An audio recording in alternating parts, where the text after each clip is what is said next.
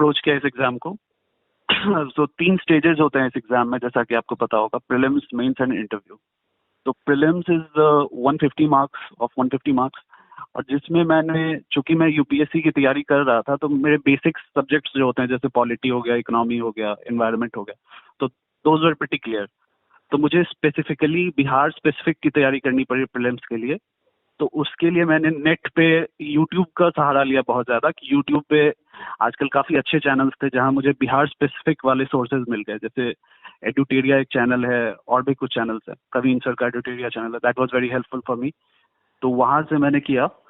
And Bihar specific के लिए एक दो और मेरे कुछ एक सीनियर है, तो उन सीनियर एक रिलेटिव हैं, वो भी बीपीएससी क्वालिफाई कर चुके हैं, तो उनसे मैंने गाइडेंस ली कि बिहार स्पेसिफिक कहाँ से किया जाए। So after that, I appeared in prelims, and prelims was comparatively simpler than UPSC, but because of the strategy I followed, I was able to clear it by quite a 10 marks above cutoff. So this is a foolproof strategy that cover your basics first. आप अपने basics complete कीजिए, and Bihar specific के लिए आप किसी एक source को पकड़ के आप वहाँ से कर सकते हैं। So this is about prelims. And prelims में बेसिक बुक्स जैसे मैं बता देता हूँ एक बार, की शेयर कर देता हूँ कि कौन कौन सी बेसिक बुक्स, जो यूपीएससी वाली बेसिक बुक्स होती हैं, वही मैं एक बार रिपीट कर देता हूँ। पॉलिटी के लिए मैंने लक्ष्मीकांत से किया था, एंड हिस्ट्री के लिए मॉडर्न पार्ट मैंने स्पेक्ट्रम से किया था, और एंशियंट एंड मेडिवल मैंने किया था, ओल्ड एनसीईआरटी की बुक आती है, उससे किया था मैंने। एंड इन्वायरमेंट के लिए शंकर आईएएस की बुक आती है, पीडीएफ, इट्स अ बुकलेट, तो उससे मैंने कवर किया था अपना इन्वायरमेंट। एंड इकोनॉमी के लिए रमेश सिंह की बुक आती है, तो I covered economy from that. और उसके बाद आर्ट एंड कल्चर, बीपीएससी में उतना इम्पोर्टेंट, मतलब स्पेसिफिकली आर्ट एंड कल्चर के वैसे क्वेश्चंस नहीं आते जितना कि यूपीएससी में आता है, इसलिए इसमें इतना इंटेंसिव स्टडी की जरूरत नहीं है। मैं बस अपना बताता देता हूँ, क्योंकि मैं यूपीएससी की स्पेसिफिक तैयारी कर रहा था और मैंने ऐड ऑन किया था इसमें बिहार स्पेसिफिक पर। अगर आप सिर्फ बीपीएससी के लिए कर रहे हो तो उसकी स्ट्रैटेजी थोड़ी डिफरेंट होगी, जो कि मैं उतने अच्छे से शायद ना बता पाऊँ, क्योंकि मैं स्पेसिफिकली इसकी तैयारी नहीं कर रहा था। तो प्रीलिम्स की तैयारी आप देख सकते हो, बहुत सी स्ट्रैटेजी वीडियोस यूट्यूब पे हैं, अच्छे वीडियोस हैं, प्रवीण सर के भी वीडियोस हैं एडुटेरिया पे, तो आप उससे कवर कर सकते हो। तो ये हो प्रीलिम्स की बात। और हाँ, करंट अफेयर्स एक मेजर कंपोनेंट है इस प्रिपरेशन का। तो करंट अफेयर्स में बीपीएससी के लिए बीपीएससी प्रीलिम्स के लिए दो उसके कंपोनेंट होते हैं। First is Bihar specific current affairs, and second is general current affairs, जो कि किसी भी एग्जाम में पूछे जा सकते हैं, बी इट यूपीएससी और बीपीएससी, एनीथिंग। और दूसरा पार्ट है जो बिहार के स्पेसिफिक करंट अफेयर्स, जैसे सीएम ने किसी योजना का उद्घाटन किया या फिर किसी स्कीम को लॉन्च किया, तो इस तरह के क्वेश्चन कि कब किया, स्कीम से रिलेटेड जो चीजें, सात निश्चय में क्या है, क्या क्यों है, इस तरह की चीजें।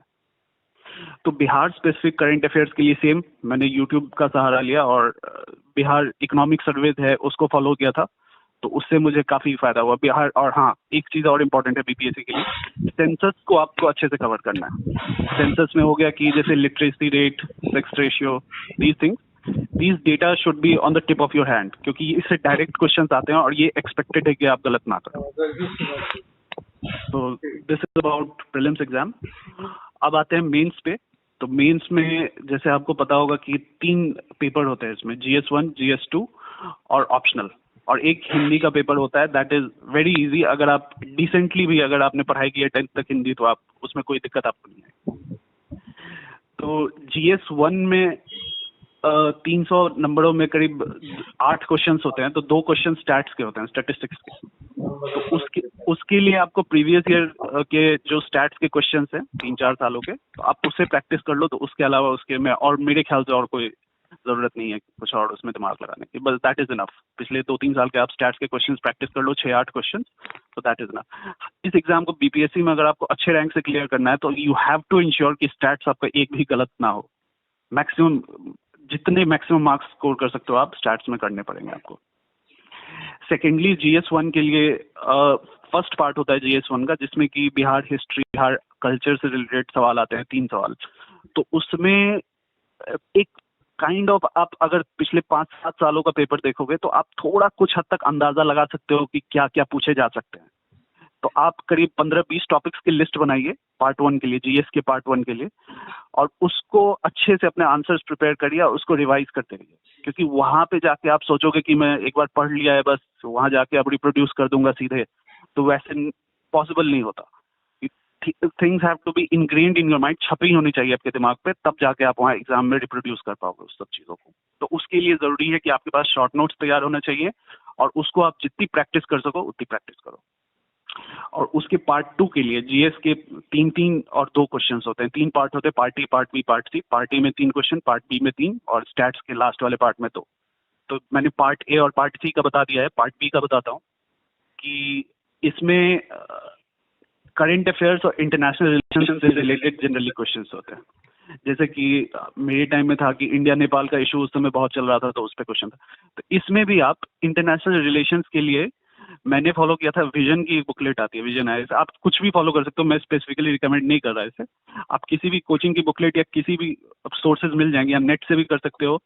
आप टॉपिक्स की लिस्ट बना लो, जैसे इंडिया नेपाल हो गया, अभी जैसे चल रहा है कि चाइना से रिलेटेड इश्यूज है, इंडिया चाइना के, इंडिया पाकिस्तान के, एक्ट ईस्ट से रिलेटेड इश्यूज है, जो भी आपको न्यूज में मेजर इश्यूज मिल रहे हैं उससे रिलेटेड अपने नोट, शॉर्ट नोट्स तैयार कर लो 2 या 3 पेजेस में, और उसको कंटिन्यूसली न्यूज़पेपर अगर आप पढ़ते हो तो उससे सप्लीमेंट करते रहो। कोई न्यू डेवलपमेंट हुई तो उसको अपने नोट्स में ऐड कर लेना। जैसे नेपाल में अभी स्ट्रगल चल रहा है कि वहाँ की सुप्रीम कोर्ट ने अभी ऑर्डर दिया है कि फोकस करना है कि वहाँ कॉन्स्टिट्यूशनल था या नहीं था जो डिसॉल्व किया वहाँ के प्रेसिडेंट ने वहाँ की पार्लियामेंट को। तो ये सारी चीज़ों को आप अपने नोट्स में कंटिन्यूसली ऐड कर सकते हो, तो ये आपको काफ़ी अच्छे नंबर्स फेच करेगा अगर करंट से रिलेट करते हो आप अपने आंसर्स को तो। सो this is about GS1। GS2 में भी 3 पार्ट होते हैं, part A, part B, part C. 3 और 2 क्वेश्चन करने होते हैं तीनों में से। तो part A is about polity. Part A में आपको 3 क्वेश्चन करीब पॉलिटी के होते हैं। तो उसमें मैंने फोकस किया था कि मैंने GS2 की तैयारी की थी यूपीएससी के लिए, तो उससे मेरा मतलब कवर हो गया था ये भी। बट अगर आप सिर्फ पीपीएससी की तैयारी कर रहे हो तो इसके लिए मेरे ख्याल से लक्ष्मीकांत अगर आपका थॉरो है तो आपके पास कंटेंट हो जाएगा लिखने के लिए इसमें। अदरवाइज इसमें भी आप करीब 20 टॉपिक है, 15-20 टॉपिक जो पिछले साल का अगर आप देखोगे पिछले प्रीवियस ईयर पेपर्स, तो उससे आप गेस कर सकते हो कि जुडिशियल रिव्यू एक फेवरेट टॉपिक है बीपीएससी का, तो इस पे क्वेश्चन आ ही सकते हैं। फिर सेपरेशन ऑफ पावर्स, जो एक ब्रॉड थीम्स है इंडियन पॉलिटी में, इस पे जैसे अभी फेडरलिज्म से रिलेटेड काफी इश्यूज चल रहे हैं या गवर्नर से रिलेटेड काफी इश्यूज चल रहे हैं, तो इस पे आप काफी एक्सपेक्ट कर सकते हो। कमिंग जो बीपीएससी का 66 का मेंस होने वाला है, तो इसमें एक्सपेक्ट कर सकते हो आपके इस पे क्वेश्चन पूछे जाएंगे। So you have to prepare on these lines. तो पॉलिटी के क्वेश्चंस उतने टफ नहीं है, just prepare your notes on 20-25 topics जो भी है ब्रॉड थीम्स बोले, जैसे मैंने बताया कि फेडरलिज्म हो गया, सेंट्रल स्टेट रिलेशन हो गया, इस तरह के। फिर सेकंड पार्ट में आता है कि इकोनॉमिक्स और जियोग्राफी से रिलेटेड क्वेश्चंस आते हैं।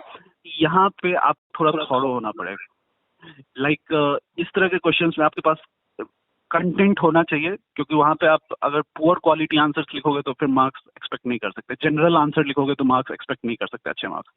तो यहाँ पे आप फिर वही बात है कि हमारे पास एक प्रीवियस ईयर क्वेश्चन है, वही है एक गाइड की किस तरह के क्वेश्चंस पूछे जा सकते हैं। तो go thoroughly with previous year questions पिछले 10 साल के, और इसमें सिर्फ अपने आप को लिमिट मत करिए कि जितना पहले पूछा गया है वही अब भी पूछा जाएगा। इसमें बस आप आइडिया लीजिए कि कौन कौन सी थीम्स बीपीएससी टच करती है और उस थीम्स पे ब्रॉड नोट्स बना लीजिए। जैसे कि इंडियन प्लानिंग हुआ, या फिर एग्रीकल्चर के इश्यूज हुए, या मैन्युफैक्चरिंग के इश्यूज हुए, और इनके नोट्स काफी अच्छे बने होने चाहिए आपके, काफी डेटा से भरे, और जो भी रिसेंट इंडेक्स निकली है, रिपोर्ट निकली है, उससे रिलेटेड सारी इंफॉर्मेशन आपके नोट्स में होनी चाहिए। तो आप, ये बहुत मुश्किल नहीं है, आप कुछ किसी भी एक इंडियन प्लानिंग को लोगे, उस पर थोड़ी देर रिसर्च करोगे नेट पे बैठ के, तो आपको सफिशिएंट कंटेंट मिल जाएगा। बात है कि उसे आपको रिवाइज करते रहना है और आंसर राइटिंग प्रैक्टिस करते रहनी है, क्योंकि आप जब तक लिखने की प्रैक्टिस नहीं करोगे तो ये एक्सपेक्ट नहीं किया जा सकता कि एग्जाम में पहली बार में ही आप सारे चीज़ों को उतार दोगे पेपर पे। सो वही है प्रीवियस ईयर पेपर, और उससे एक ब्रॉड थीम्स बनाने हैं कि हाँ ये ज्योग्राफी से ये पूछा जा सकता है, इकोनॉमी से ये थीम्स में पूछे जाते हैं, not question exactly, but themes ये पूछा जा सकता है।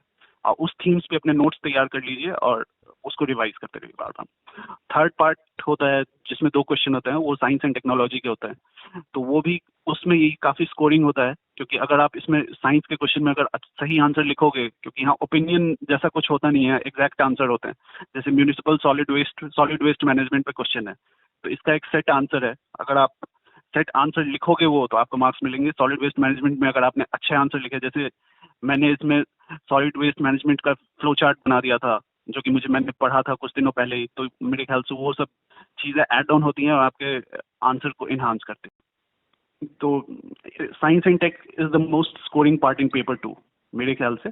तो आप इस पे ब्रॉड टॉपिक्स है, 15-20 टॉपिक्स है इसमें भी, जो आपको कहीं पे भी नेट पे रिसर्च करोगे, यूट्यूब पे रिसर्च करोगे तो मिल जाएंगे 15-20 टॉपिक, और उस पे आपको अच्छे नोट्स तैयार होने चाहिए। मुद्दा ये है कि बीपीएससी में सिलेबस प्रिडिक्ट किया जा सकता है, बट है कि किस तरह एकदम अच्छे आंसर वहाँ रिप्रोड्यूस किए जाए, उसके लिए चाहिए आपको प्रैक्टिस और revision. So this is about paper 2। अब आते हैं ऑप्शनल पे। तो ऑप्शनल सब्जेक्ट जो भी आपका होगा उस पर आप कर सकते हैं। मेरा जैसे सिविल इंजीनियरिंग था तो मैं इसके बारे में बता सकता हूँ कि बहुत लोग होते हैं कि जो इंजीनियर, पहले उससे पहले मैं थोड़ा सा बस अपनी शेयर कर देता हूँ चीज़ कि जैसे बहुत लोग होते हैं जो इंजीनियरिंग ऑप्शनल से भागते हैं, नहीं लेना चाहते बीपीएससी में। वो सोचते हैं कि इंजीनियरिंग ऑप्शनल में मतलब मार्क्स नहीं आएंगे, गलत हो जाएगा, ये हो जाएगा, हो जाएगा। तो यहाँ मैं एक चीज़ शेयर करना चाहता हूँ कि बहुत लोग, इनफैक्ट मेरे फ्रेंड्स ने भी, बहुत लोग अच्छे थे इंजीनियरिंग में, उन्होंने भी छोड़ के सोचा कि नहीं इंजीनियरिंग नहीं लेंगे, ह्यूमैनिटी सब्जेक्ट लिया, ज्योग्राफी ले लिया, किसी ने एंथ्रोपोलॉजी ले लिया। ये तो मैं अपना बताना चाहता हूँ कि मैंने एक दिक्कत है इंजीनियरिंग ऑप्शनल में कि प्रीवियस ईयर पेपर मिलना मुश्किल होता है, क्योंकि मुश्किल से 10 लोग मेंस देते हैं। जैसे सिविल इंजीनियरिंग के गिनती से 10 या 15 लोग मेंस देते हैं, तो इसलिए इसका पेपर मार्केट में मिल पाना बहुत मुश्किल होता है। बट फिर भी मैंने पिछले 2 साल के पेपर उठाए सिविल इंजीनियरिंग के देखने के लिए, तो मैंने देखा कि इतने, अगर कोई डायरेक्टेड तैयारी करे इसकी, तो ये इतना मतलब अप्रोचेबल है ना, जो मतलब आप समझ नहीं सकते कि ये फालतू में हम लोगों में डर बैठा हुआ है कि इंजीनियरिंग ऑप्शनल नहीं लेना चाहिए या नहीं ले सकते, ऐसा कुछ। आपको 12 क्वेश्चंस मिलते हैं जो कि डिवाइडेड में 4 या 5 सेक्शन में, हर एक सेक्शन से 1 या 2 सवाल करना होता है। तो सिविल इंजीनियरिंग में जैसे 12 सब्जेक्ट्स होते हैं मेनली, अगर बात किया जाए तो स्ट्रक्चरल इंजीनियरिंग, एनवायरनमेंट, ट्रांसपोर्ट, जो सिविल इंजीनियरिंग के हैं उन्हें पता होगा कि 12 सब्जेक्ट होते हैं।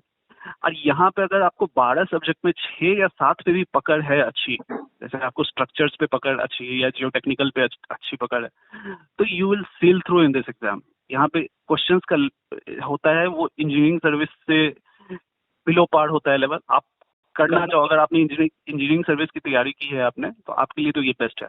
अगर नहीं भी की है तो भी आप अगर समय देना चाहो इसमें, ये सिविल इंजीनियरिंग थोड़ा समय मांगता है कि अगर इसकी थॉरो तैयारी करने के लिए मिनिमम 7 से 8 महीने आपको लगेंगे। बट वंस 7-8 महीने हो गए उसके बाद फिर ये आपके लिए इतना रिवॉर्डिंग होगा, क्योंकि बस आपको इसमें प्रैक्टिस करनी है।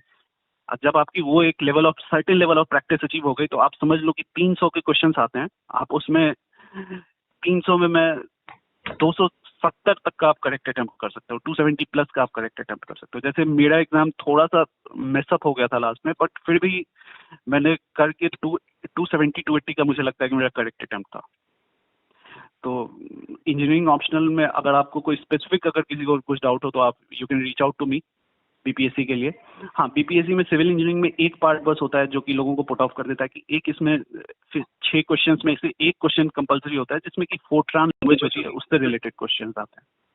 तो फोर्ट्रान जनरली लोग पढ़ते नहीं है, ना इंजीनियरिंग सर्विस के सिलेबस में है, ना किसी में वो, ना किसी कॉलेज में पढ़ाया जाता है। तो लोग ये देख के डर जाते हैं कि 15 मार्क्स का क्वेश्चन तो मुझे आता ही नहीं, कहाँ से पढ़ूँ क्या, जबकि वो बहुत सिंपल है। मेरे साथ भी सेम डाउट आया था कि क्या करूं इसके बारे में, तो बट मैंने नेट से थोड़ा सा रिसर्च किया फोर्ट्रान के बारे में और एक बेसिक सी अंडरस्टैंडिंग बना ली उससे रिलेटेड कि क्या होता है, उससे बेसिक एक लाइन का कोड कैसे लिखें, उसमें छोटे छोटे कोड्स कैसे लिखें। ये मुझे करने में 2 या 3 दिन लगे maximum.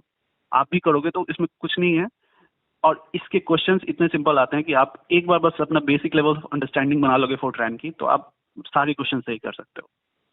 So for new commerce, please do consider engineering optional because this also opens new doors for you. क्योंकि बीपीएससी अगर आप देते हो तो स्टेट इंजीनियरिंग सर्विसेज जो है डिफरेंट स्टेट्स के वो भी दे सकते हो। अगर आप एम्प्लॉयमेंट अपॉर्चुनिटीज आपकी काफ़ी एवेन्यूज बढ़ जाएंगी अगर आप इंजीनियरिंग ऑप्शनल लेते हो तो। So please do consider. मैं ये नहीं कहता सभी को कि सब ले लो, बट आप प्लीज कंसिडर कर सकते हो आप इसको। So this is about the broad outline of the strategy जो मैंने फॉलो की थी इसके लिए। माय इंटरव्यू वाज, जैसे कि मैं अपने फ्रेंड से पूछ रहा था, मैंने इंटरव्यू के समय मेरा यूपीएससी मीन्स भी था तो मैं ज़्यादा इस पे फोकस नहीं कर पाया था, बट मेरे कुछ फ्रेंड्स ने भी इंटरव्यू दिया था। जैसे कन्हैया ने, एक मेरा फ्रेंड है, तो उन्होंने इंटरव्यू दिया था, तो मैंने उनसे शेयर किया, तो ब्रॉडली पूछा था कि किस लाइन पे मैं प्रिपेयर करूँ।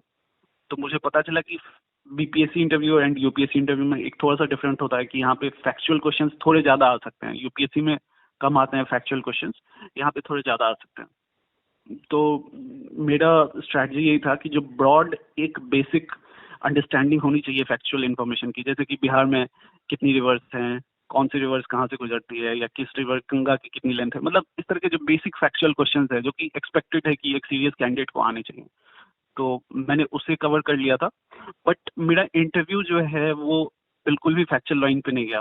तो मैम ने जाते ही मेरे से पूछा कि आप क्यों आना चाहते हैं बिहार, तो मैंने इसका आंसर दिया।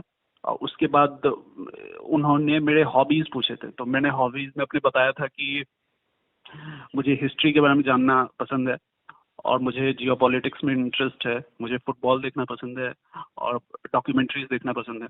तो मैम ने डॉक्यूमेंट्रीज पे फिर कुछ क्वेश्चंस किए थे कि सबसे लेटेस्ट आपने कौन सा देखा, उससे क्या सीखा आपने, किस थीम पे बेस्ड है।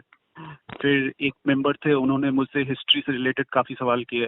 उन्होंने 5 मिनट तक उन्होंने ही सवाल किए थे हिस्ट्री से रिलेटेड, स्पेसिफिकली बिहार हिस्ट्री से रिलेटेड। तो उनका जैसे एक सवाल मुझे याद है काफ़ी अच्छा, कि उन्होंने पूछा था कि आपके नज़र में कौन सा ऐसा एक इवेंट है बिहार हिस्ट्री में which was the turning point for Bihar, मतलब कौन सा था जिसमें कि बिहार एक एंशियंट टाइम्स में इतने ग्लोरी वाले स्टेज में था, इतने ग्लोरीफाइड जगह था, और जो कि अब जाके अब काफ़ी सारे सोशल इंडिकेटर्स में इतने पीछे क्यों चला गया, मतलब कौन सा आप एक इवेंट को पिन पॉइंट करते हैं जिसके कारण ऐसा हुआ।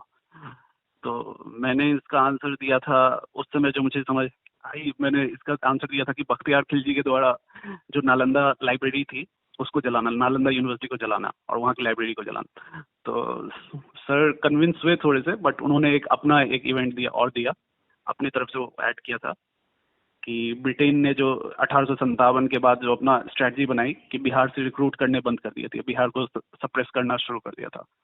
तो ये था, इस पे फिर काफ़ी अच्छा डिस्कशन चला था सर से, तो उन्होंने अपने पॉइंट्स रखे, मैंने अपने पॉइंट्स रखे, तो वो इम्प्रेस्ड लग रहे थे। और उसके बाद फिर मैम ने मेरे से फिर एक सिचुएशनल क्वेश्चन पूछा था कि आप सिविल इंजीनियरिंग के नॉलेज को कैसे यूज़ करोगे इसमें एडमिनिस्ट्रेशन में। तो मैंने बताया कि मैम बिहार के बहुत सारे चैलेंजेस जैसे फ्लड मैनेजमेंट हो गया, तो ये it is a inherently civil engineering problem. तो यहाँ पे अगर आपको सिविल इंजीनियरिंग की नॉलेज होगी और अगर आप एडमिनिस्ट्रेटिव में भी हो, तो you can better combine both of your knowledge to get synergistic outcomes, कि आप दोनों से आउटकम अच्छा कर सकते हो। अगर आपको सिविल इंजीनियरिंग की नॉलेज है तो आप पता कर सकते हो कि हाँ यहाँ पे एम्बैंकमेंट बनना चाहिए, इस एम्बैंकमेंट को अब रिप्लेस करना चाहिए, अब रिपेयर करना चाहिए, इस तरह के डिसीजंस आप खुद ले सकते हो rather than be dependent on someone. तो ये अच्छा था।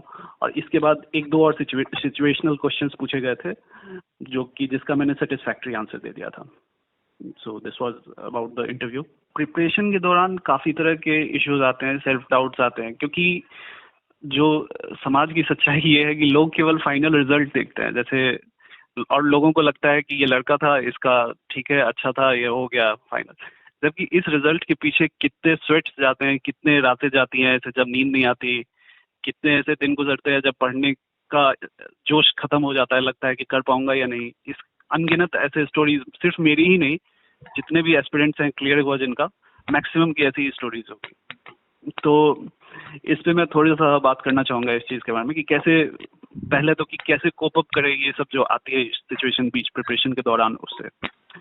तो फेलियर, जैसे कि हम लोग पढ़ते हैं ना, कोर्ट हर जगह पढ़ते हैं कि failure is just path to success. तो ये सही बात है, मतलब हम लोग इस तरह सोचते हैं कि ये किताबी बात है, इस तरह से बुकिश चीज़ है, but this is actually the truth. जैसे मैं अपना एग्जांपल देता हूँ कि मैंने 2 अटेम्प्ट यूपीएससी के दिए थे और यूपीएससी में मेंस क्वालिफाई नहीं कर पाया था मैं, जस्ट दोनों बार 7 और 8 मार्क्स से दोनों बार मेरा रह गया था mains, and that was very devastating for me, क्योंकि आप साल भर किसी चीज़ की आप डेली पढ़ाई करते हो, तैयारी करते हो, और तब जाके लास्ट मोमेंट पर आपको पता चलता है कि नहीं 8 मार्क्स से छूट गया, जो कि 8 मार्क्स कभी भी इधर से उधर हो सकता है कि आप ये सोचते हो कि आप अच्छे, अरे मेरा 2 क्वेश्चन सही हो जाता तो 8 मार्क्स तो आ जाते ऐसे ही। तो इस तरह की चीज़ें आती है। तो उसके बाद खुद को जो लिफ्ट करना होता है ना, खुद को उठाना होता है ना, वहाँ पे अगर आपका सपोर्ट सिस्टम, फैमिली है आपके पास 3 ज़्यादा नहीं, क्लोज फ्रेंड्स का एक सर्कल है बस अपना, तो फिर वो वहाँ पे आप बैक कर सकते हो, उन पे बैक कर सकते हो। तो जो मैंने भी वही किया, मेरे क्लोज फ्रेंड्स का जो सर्कल है और जो फैमिली है, जस्ट उसको अपना सपोर्ट सिस्टम बनाया, और उसके बाद फिर अपने अंदर एक कॉन्फिडेंस लाया कि नहीं मैं कर सकता हूँ, और आई एम जस्ट एकदम मैं डोर पे नॉक कर रहा हूँ, सक्सेस के डोर पे नॉक कर रहा हूँ, तो अभी गिव अप नहीं करना। तो ये फीलिंग जो है ये आपको बस अपने अपने आप को पूरी तरह से मतलब मैं अपना एक एग्जांपल देता हूँ, अपना अपना एक ओपिनियन देता हूँ, मे बी ये सब पे ट्रू ना हो, कि आप कंप्लीटली आइसोलेट ना कर लें दुनिया से, अपने आप को फैमिली से, फ्रेंड से, सबसे आइसोलेट ना कर लें।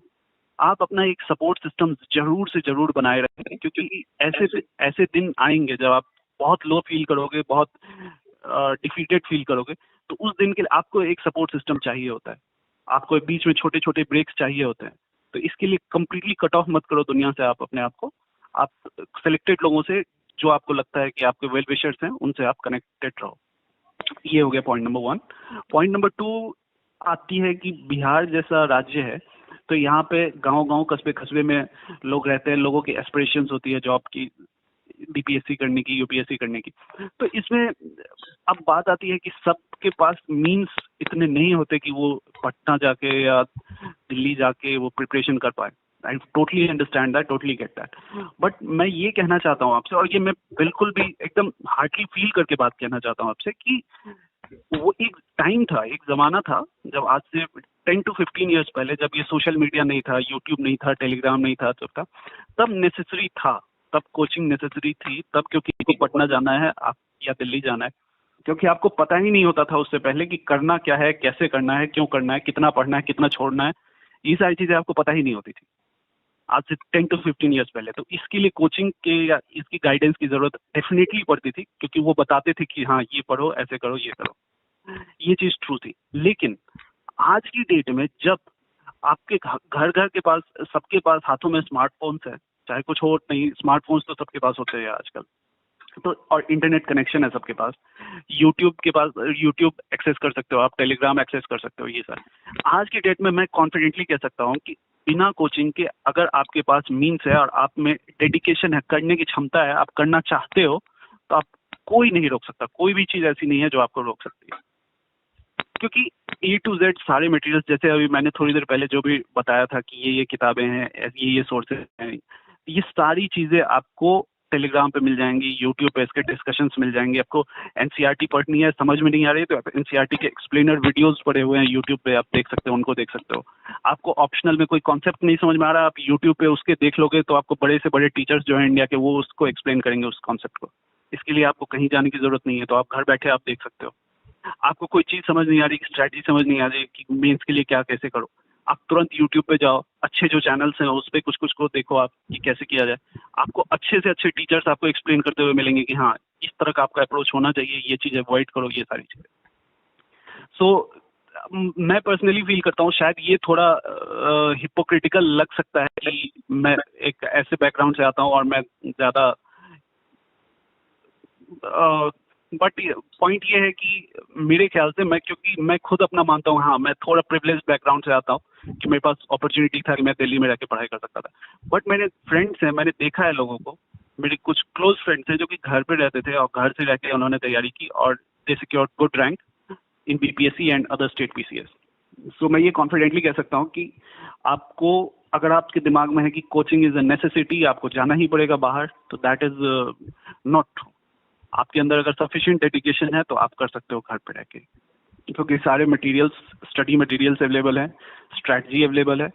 तो there is just one thing that is stopping you from success, और जो कि आप डेडिकेशन, और जिस डेडिकेशन अगर आपने ले आया और कमिटेड हो गए आप इस कॉज पे, सिंगल माइंडेड फोकस हो गया कि नहीं मुझे क्लियर करना ही है, तो आई डोंट थिंक कि कुछ है जो आपको स्टॉप कर सकता है इस वक्त। हॉबीज के बारे में थोड़ी बात करते हैं कि डैफ में बहुत लोगों को डाउट्स होते हैं कि हॉबीज में क्या फिल करें क्या नहीं करें।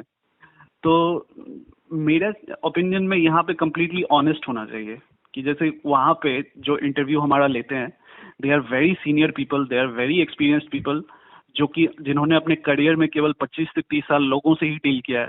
तो उनके सामने अगर हम सोचते हैं कि हम कोई फेक हॉबी लिख देंगे या उनके सामने थोड़ा इससे हम अपना इंप्रेशन बनाएंगे, तो ये हम बिल्कुल गलत सोच रहे हैं। वो बहुत एक्सपीरियंस लोग होते हैं, बहुत सीनियर लोग होते हैं, they can see right through you. हमें लगता है कि हम उन्हें फूल कर सकते, ऐसा बिल्कुल भी नहीं है, वहाँ बहुत एक्सपीरियंस लोग होते हैं। तो बेटर है कि आप ट्रूली ऑनेस्ट रहो। और हॉबी के समय जरूरी नहीं है कि आप क्रिकेट लिखो, बैडमिंटन लिखो या कोई स्पोर्ट्स लिखो, नहीं खेलते हो फिर भी लिखो।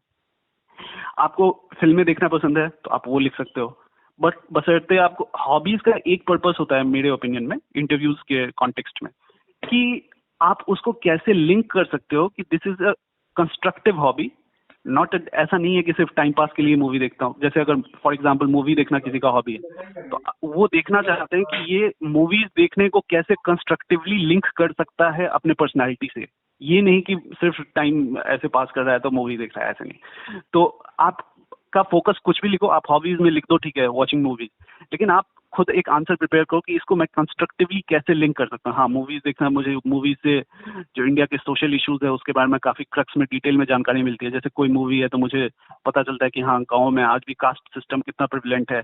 इससे आप, फॉर एग्जाम्पल मैं दे रहा हूँ कि आप लिंक कर सकते हो कंस्ट्रक्टिवली इसको, कि और अपने टास्क एट हैंड आप एक बेसिकली जॉब के लिए अप्लाई कर रहे हो, तो ये आपको कैसे हेल्प करेगा उस जॉब में, तो आप उसको उससे लिंक कर सकते हो।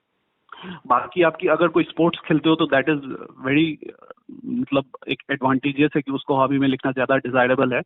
बट अगर आप नहीं भी खेलते तो भी आपको कुछ भी कंस्ट्रक्टिव हॉबी है, आपको गाने सुनना तो पसंद होगा, मतलब इस तरह कुछ तो होगा जो आप अपने फ्री टाइम में करना पसंद करते हो। जस्ट जॉगिंग लिख सकते हो, आप वॉकिंग लिख सकते हो, listening to songs, anything, just be honest and उसको कंस्ट्रक्टिवली लिंक करना है आपको कि how will that hobby help you in your job. जैसे कि आप वॉकिंग है लेट से, तो हाँ, ये मेरे माइंड को काम करने में हेल्प करता है, मैं अच्छे डिसीजंस ले पाता हूँ, इसके बाद एक अच्छे वॉक, मॉर्निंग वॉक के बाद अच्छे डिसीजंस ले पाता हूँ। तो इस तरह के आप लिंक करना है बेसिकली। तो हॉबीज में आपको टेंशन नहीं लेनी, आप जो भी आपको सही अच्छा लगता है करना वो लिखो, लेकिन उसको एक अच्छा आंसर प्रिपेयर करो कि कैसे कंस्ट्रक्टिवली लिंक करना है इससे। So that is my take on hobbies. इसके लिए बिल्कुल टेंशन मत लीजिए, और प्लीज प्लीज प्लीज आप फेक हॉबीज मत लिखिए, वो बहुत गंदा इंप्रेशन डालता है और वो बहुत जल्दी एक्सपोज भी हो जाओगे आप पैनल के सामने उससे। सो फाइनली मैं कंक्लूड करते हुए, अपनी बात कंक्लूड करते हुए कहता हूँ, आई होप कि मेरा जो ये टॉक था ये न्यू एस्पिरेंट्स के लिए बेनिफिशियल होगा। और मैं आपसे बस फाइनली एक ही बात कहना चाहता हूँ कि जस्ट एक सिंगल माइंडेड फोकस, जैसे कि स्वामी विवेकानंद ने कहा था ना कि arise, awake and stop not till the goal is reached. तो इस फिलॉसफी को आप इम्बाइब कर लीजिए बिल्कुल अपने अंदर, आप अपने अंदर इमर्ज कर लीजिए इसको। उठ जाइए, काम पे लग जाइए, और तब तक मत रुकिए जब तक कि आप अपने लक्ष्य को प्राप्त नहीं कर लेते। इसी बात के साथ thank you very much for having me and all the best for your preparations.